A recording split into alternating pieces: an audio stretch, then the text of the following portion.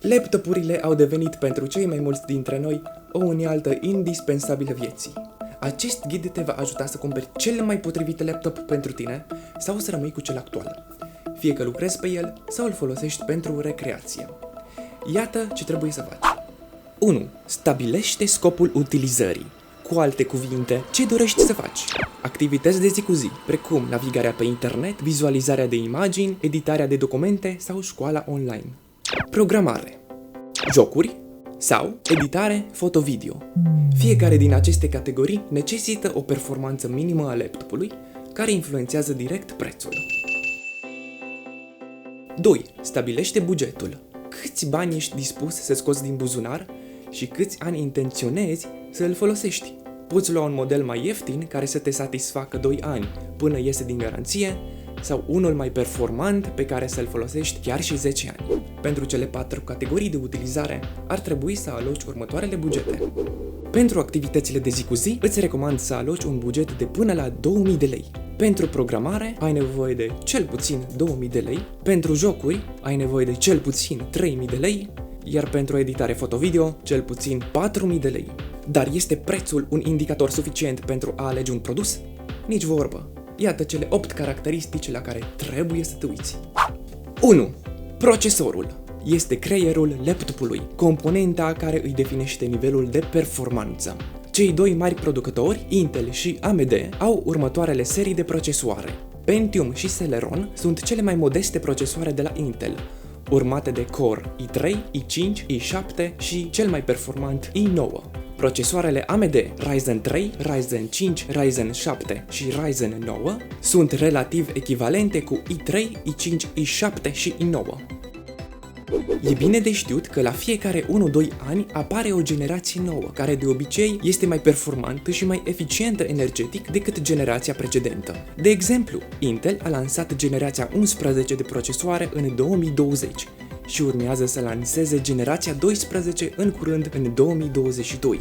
Ultima generație de la AMD, și anume 5, a fost lansată în 2021 și, pe lângă faptul că este extraordinară, din 2022 avem și generația 6. Îți recomand să alegi un procesor de generație nouă, deoarece va fi mai rapid și va consuma mai puțin curent. În general, nu te baza doar pe seria procesorului. De exemplu, un i3 din 2020 este cel puțin la fel de performant ca un i5 din 2017. Acum ai 2 întrebări. 1. De unde știu dacă un procesor e nou? Și 2. Cum știu dacă un procesor e mai performant decât altul? E simplu. Numele fiecărui procesor este format din seria lui, de exemplu Core i5, urmat de un număr ce reprezintă generația și performanța, de exemplu i5 8250 sau i5 11400. Cifrele de mie reprezintă generația. În aceste cazuri e vorba de generația 8, adică 8000 și 11, 11000. Pentru a vedea clar dacă un procesor e mai bun decât altul, trebuie să te uiți la benchmark-uri. Benchmark-urile sunt teste de performanță. Intri pe un website specializat precum cpubenchmark.net, cauți modelele ce dorești să le compari și te uiți aici la Mark Rating. Cu cât mai mare, cu atât mai bine. Pentru a sesiza o diferență între ele, ar trebui să fie măcar 25% diferență între numere. Dacă nu ești bun la matematică, poți folosi un calculator procentual de diferențe.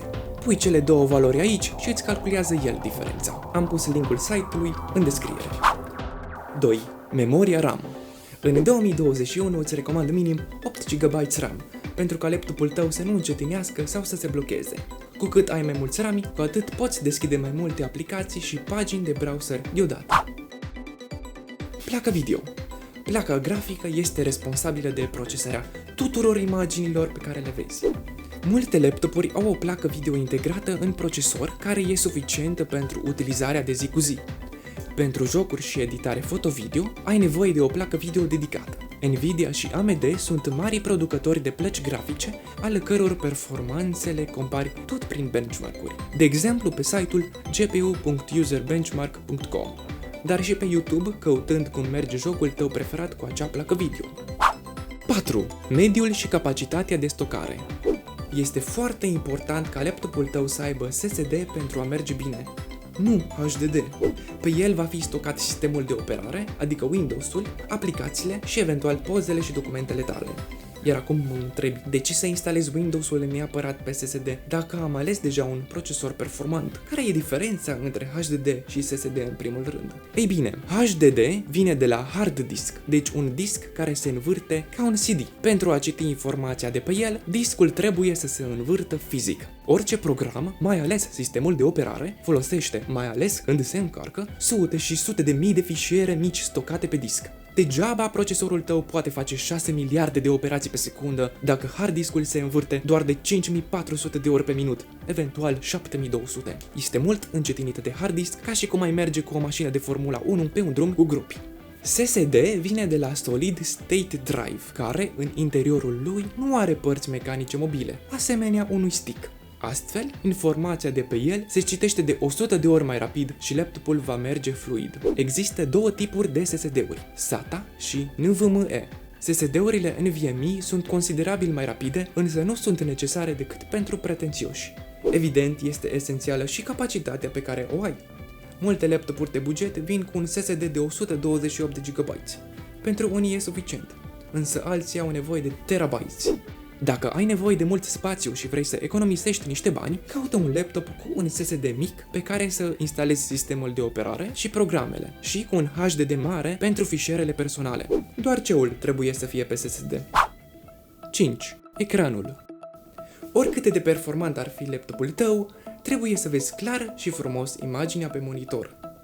După dimensiune, primul criteriu este rezoluția, adică claritatea ecranului. HD nu pot recomanda decât pentru ecranele mici de până în 14 inch. Full HD este ceea ce îți recomand. O rezoluție mai înaltă nu te va ajuta neapărat și îți va face textul mai mic. Al doilea criteriu este tipul de display și gama de culori pe care o poate reproduce, cu alte cuvinte, calitatea imaginii. Există 3 tipuri de panouri: TN, VA și IPS. TN-urile sunt cele mai ieftine și mai slabe, deoarece, dacă te uiți din lateral, imaginea se vede urât. Ele sunt cele mai răspândite. Probabil chiar și tu ai un ecran TN. VA-ul se vede mai bine din lateral și are cel mai puternic contrast dintre toate 3. IPS-ul se vede cel mai bine din toate unghiurile și are de obicei culori mai frumoase, dar contrast mai slab decât la VA. Prin contrast puternic, mă refer la faptul că negrul să fie negru profund, nu green keys, și albul alb. De asemenea, dacă dorești culori frumos saturate, display-ul ar trebui să fie capabil să redea minim spectrul de culori sRGB sau 72% din NTSC. Aceste informații le găsești în specificații. 6. Bateria. Unii își iau laptop în loc de desktop pentru a-l transporta ușor, alții pentru a nu fi dependenți de priză. Dacă dorești să te țină mult bateria, să ai în vedere 3 aspecte. 1. Capacitatea bateriei. Cu cât e mai mare, cu atât te ține mai mult. 2. Eficiența procesorului. În general, un procesor mai mic și mai nou consumă mai puțin curent. 3. Sarcinile la care supui laptopul. Dacă îl folosești în jocuri sau programe solicitante, se va descărca mult mai repede decât dacă stai pe net. De obicei, durata bateriei este menționată în specificații. 7. Tastatura, touchpad-ul, camera web și porturile. Unii dorim o tastatură iluminată pentru a vedea tastele pe întuneric, alții un touchpad mare și sensibil pentru a face gesturi și mișcări fine. Aceste detalii le găsești în descrierea sau specificațiile laptopului. Dacă folosești stick-uri, verifică câte porturi de USB 2.0 sau 3.0 are și dacă se află la o distanță suficient de mare unul față de altul pentru a-ți permite să montezi 2 stick-uri în același timp. Dacă nu are, nicio grijă, fiindcă există adaptoare. Dacă te vezi des în apeluri video, atunci vei dori un laptop cu cameră HD, adică de minim 1 megapixel.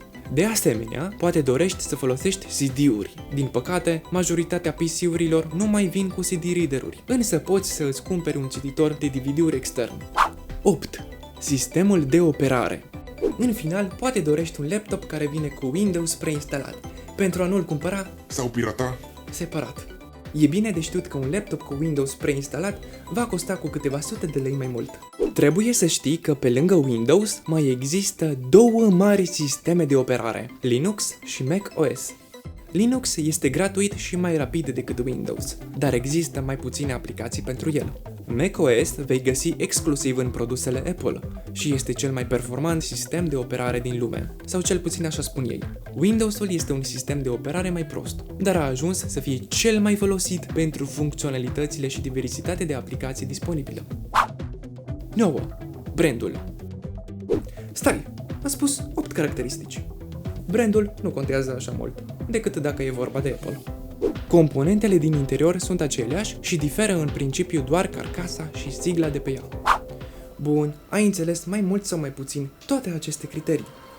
Dar măi, Andrei, concret, cum alegi un laptop? Hai să mergem la un magazin.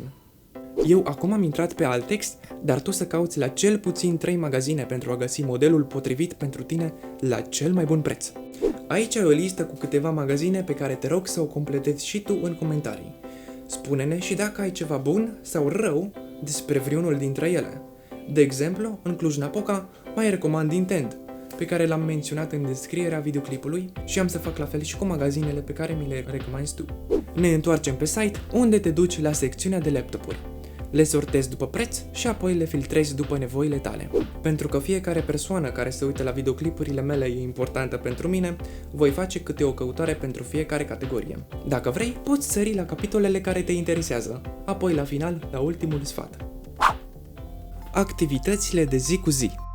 Mai întâi filtrăm procesorul. Ne uităm în acest tabel și vedem că am recomandat maxim un i5 sau Ryzen 5. Nu ai nevoie de mai mult, dar eu sunt pretențios și am să exclud Celeron de data aceasta. Dacă bugetul și pretențiile tale sunt mai mici, păstrează-l, deoarece SSD-ul îi va permite Celeronului să se miște fluid. Apoi selectezi 8 GB RAM. Mai puțin de 6 GB nu recomand, iar mai mult nu ai nevoie. Tip stocare SSD. S-ar putea să te mai intereseze unele specificații de aici. Dacă vrei, bifiază-le.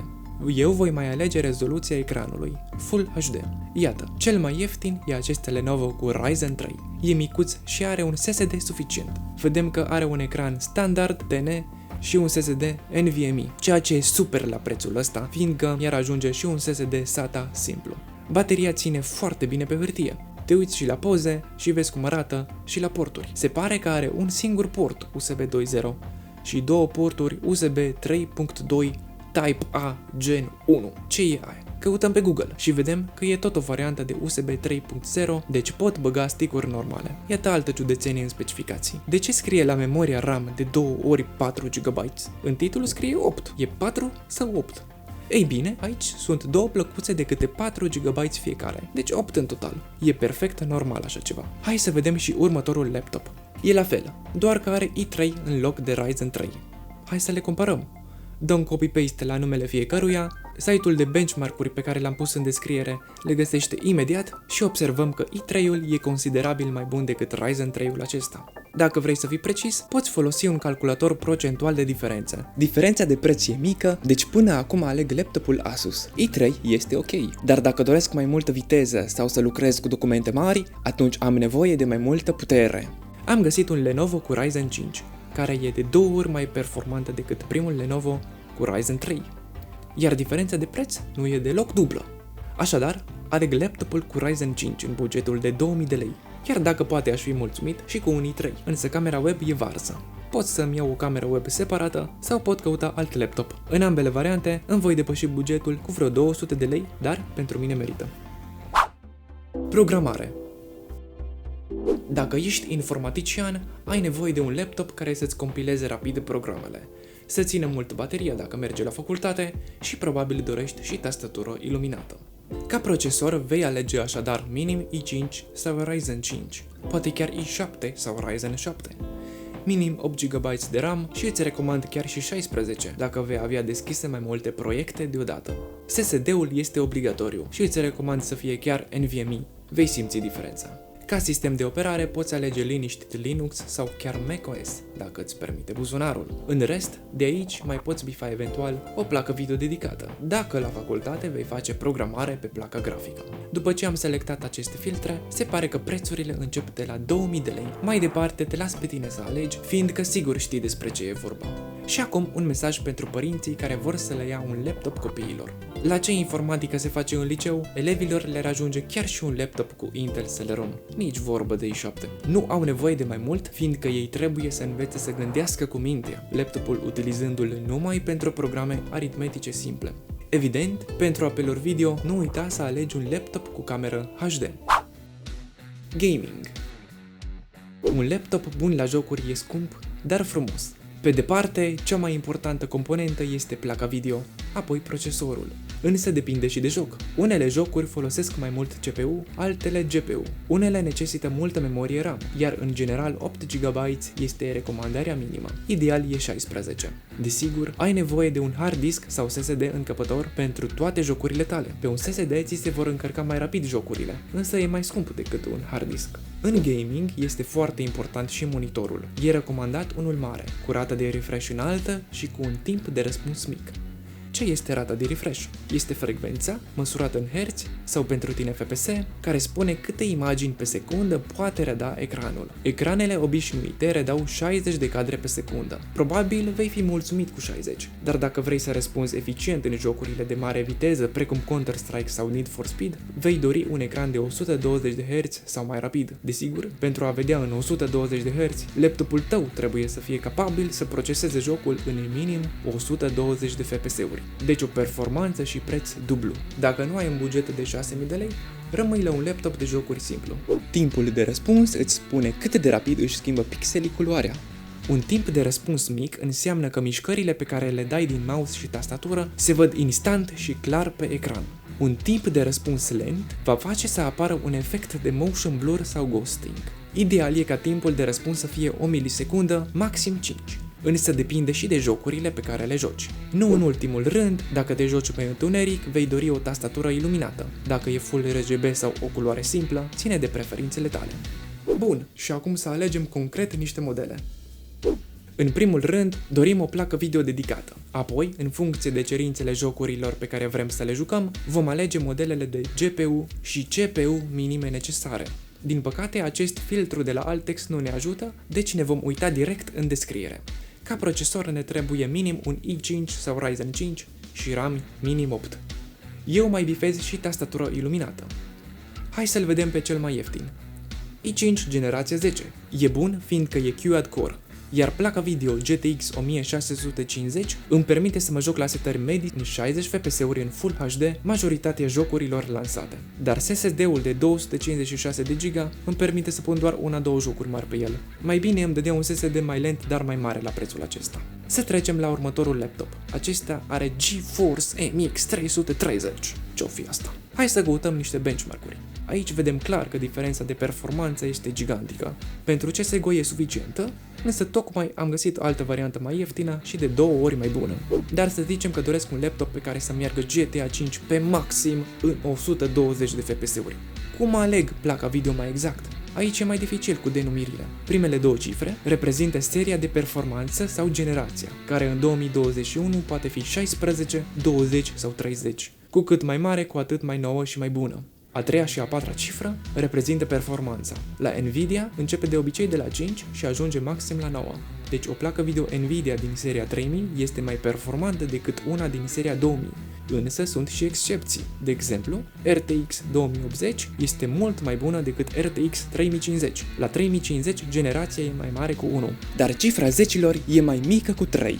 Deci, dacă le adunăm, aflăm că 2080 e mai mare cu 2 puncte decât 3050. Complicat, așa-i? Și încă nu am pomenit de plăcile de la AMD, care au atât serii formate din 3 cifre, cât și din 4. Nu ai cum să le știi pe toate, așa că recurgem la benchmark-uri pentru a afla care e mai bună. Să trecem la treabă! Le iei pe fiecare pe rând și te oprești la primul care are un GTX cu un număr mai mare de 1650. Și iată că am ajuns la un MSI cu RX 5500M. Cum aflăm dacă e mai bun decât GTX 1650? Căutăm pe Google Radeon RX 5500M vs GTX 1650. Pe site-ul recomandat de mine vei găsi direct rezultatul. Așadar, acest MSI cade acum pentru mine, chiar dacă este mai calitativ decât primul Lenovo. Căutăm mai departe și am ajuns la acest Asus cu RTX 3050. Placa video îmi spune că avem de-a face cu un laptop de gaming adevărat. Benchmark-urile spun o diferență de aproape 50% între ele, însă și prețul este pe măsură. Ne oprim cu căutarea aici, fiindcă mai departe depinde numai de dorințele tale, ce te joci și cum vrei să-ți meargă jocurile. De exemplu, website-ul GPU User Benchmark ne spune că un GTX 1650 este arhi-suficient pentru a juca CSGO în 120 de FPS-uri în Full HD și orice alt joc, cel puțin în setări medii în 60 de FPS-uri. Aș avea nevoie de un RTX 2080, de exemplu, numai dacă vreau să meargă la fel și GTA 5 pe setări maxime sau să meargă bine și jocurile care vor apărea peste 5 ani, maxim 10. Pentru 60 de FPS-uri m-aș putea orienta liniștit către o placă video cu doar 25-50% mai performantă decât un GTX 1650, adică 1660. Atenție totuși la căutare! Vei găsi atât versiunile pentru desktop, cât și cele pentru laptop. Plăcile grafice pentru laptop sunt puțin mai lente decât cele pentru desktop, dar diferența e de multe ori mică. Ne-am lungit, așa că îți mai amintesc doar 3 lucruri. 1. Dacă nu scrie în benchmark în câte FPS-uri duce placa videojocul tău, caută pe YouTube. 2. O rezoluție mai mare a ecranului e frumoasă și te va ajuta, dar necesită considerabil mai multă putere de procesare, asemenea ratei de refresh. 3. Și cel mai important, laptopurile se încălzesc, chiar dacă au un sistem de răcire avansat. Odată ce ajunge la o temperatură mare, laptopul își va limita considerabil performanța. Folosește obligatoriu un cooler sau, cel mai bine, dacă nu ai nevoie de mobilitate, cumpără te rog un desktop care nu se supraîncălzește și pe care ulterior îl vei putea îmbunătăți. Așadar, în funcție de preferințele tale, verifică cerințele minime sau recomandate ale jocurilor și alege cel mai ieftin laptop care le satisface, preferabil o idee mai performant pentru a aduce fluid și jocurile ce vor apărea în viitor. Foto-video. Un laptop bun la editări foto și sau video se aseamănă cu un laptop de gaming, deoarece ambele trebuie să proceseze imagini cât mai rapid.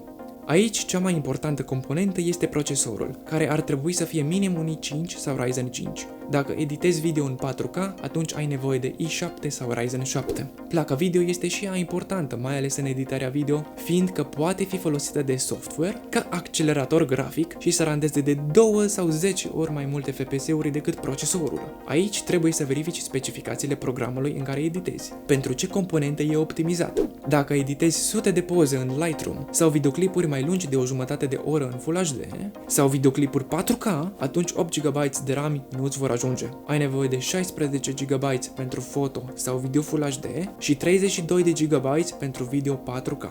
Pentru fotografie este esențial să ai un monitor care să reproducă corect culorile.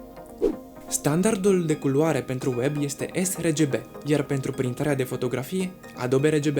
În acest grafic se vede cât de mare e diferența între cele două game de culori. Îl voi explica dacă nu ți-e familiar. Partea aceasta este gama de culori pe care o vede ochiul uman. Cu cât culoarea e mai depărtată de centru, cu atât este mai saturată. Camerele foto surprind multe culori, însă monitoarele sRGB nu sunt capabile să le redea. Mai rău e faptul că multe laptopuri vin cu display-uri care nu pot să redea complet nici măcar sRGB-ul. De aceea trebuie să fii foarte atent la acest aspect. Pentru web, un ecran sRGB e suficient și ieftin. Însă dacă printezi fotografii, atunci vei dori unul capabil să redea Adobe RGB, iar prețul va crește foarte mult.